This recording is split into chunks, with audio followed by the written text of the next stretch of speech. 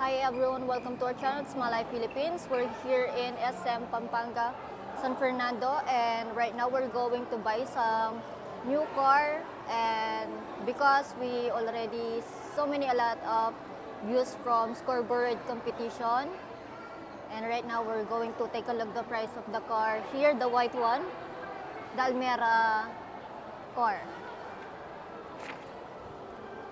and it's almost 1,150,000. And right now we're going to take a look how much we earned from scoreboard competition views.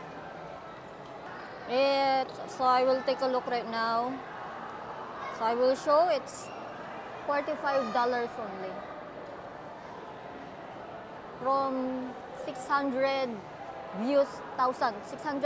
views from scoreboard hotel competition.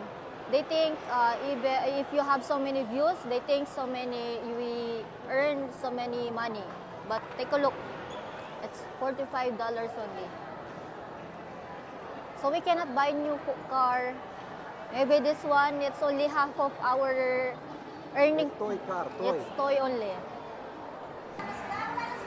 This is a joke video, guys, only, and right now we just show only how much we earn from scoreboard competition in Walkie Street, because so many haters like this and oh, you take some video from Walkie Street and scoreboard competition, you're earning so many money already.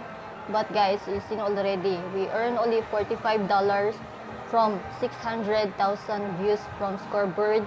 Even from Walking Street, we're not earning because it's limited only, or YouTube already not allowed from Walking Street and girls also from the video.